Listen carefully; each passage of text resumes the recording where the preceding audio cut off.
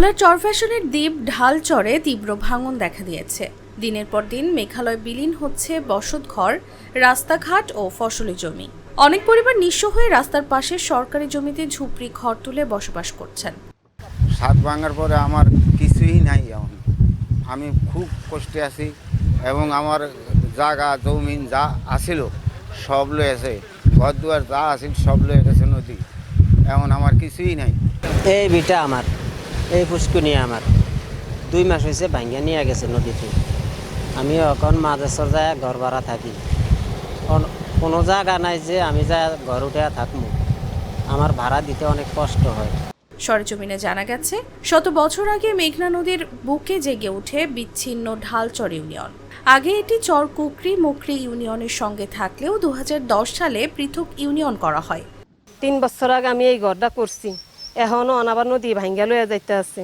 আমার জায়গা জোগা নাই, কোথায় যে আমি বাড়িঘর করুম সেই ঠিকানা নাই। সরকারের কাছে দাবি, আমরা অবহেলিত এই ভাঙন কবলিত জনগণের যাতে পুনর্বাসন করা যায়। ঢালচর অনেক খালি জায়গা আছে, এই খালি জায়গাগুলিতে ভাঙন কবলিত জনগণের যাতে পুনর্বাসন করে সরকারের কাছে এটুক দাবি। এজন্য আমরা মানববন্ধনে এখানে দাঁড়িয়েছি। শুরু থেকে ওই ইউনিয়নে 17,000 মানুষের বসবাস থাকলেও বর্তমানে প্রায় 12,000 মানুষ বসবাস করছেন। এখানকার মানুষের আয়ের একমাত্র উৎস মৎস্য ও কৃষিকাজ। ঢালচরটা রক্ষার্থে যদি আমরা কোনো প্রকল্প বাস্তবায়ন করতে চাই, সেখানে কিন্তু আমাদের 4 কিলোমিটার আমাদের কিন্তু পার্মানেন্ট প্রোটেকশন দরকার। এটা কিন্তু অনেক ব্যয়বহুল একটা প্রকল্প হবে। সেক্ষেত্রে আমাদের ওখানে যে বর্তমানে যে জনবসতি রয়েছে সেক্ষেত্রে পরিমাণ কিন্তু খুবই কম। তো সেক্ষেত্রে আমাদের প্রকল্পের যে কস্টিং সেটার সাথে কিন্তু ফিজিবল হবে না যে আমাদের প্রকল্প বাস্তবায়ন করি। তারপরেও আমরা কিন্তু বর্তমানে যে আমাদের মেনল্যান্ড সহ যে অন্যান্য গুরুত্বপূর্ণ এরিয়াগুলো রয়েছে সেগুলো কিন্তু আমরা কাজ করতেছি।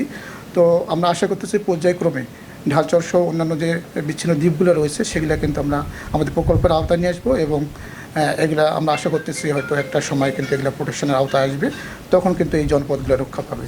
এইখানে প্রায় 12,000 মানুষ বাস করে, অধিকাংশই সেইখানে বন বিভাগের জমির মধ্যে তারা বাস করে।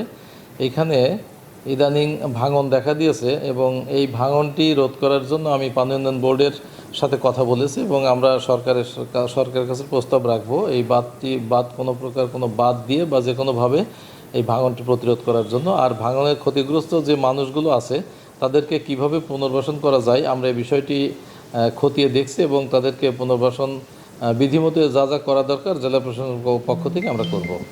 ভোলা পানি উন্নয়ন বোর্ডের নির্বাহী প্রকৌশলী মোহাম্মদ আশফাউদ্দৌলা জানান, ভাঙন রোধে কয়েকটি প্রকল্প চলমান রয়েছে।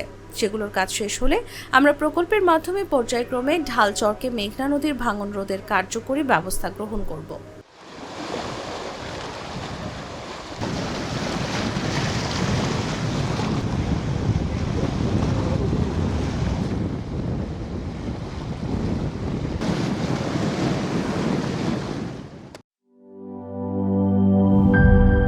শিয়া বাটার ও ভিটামিন ই সমৃদ্ধ lily glam beauty soap. Lily, always beautiful.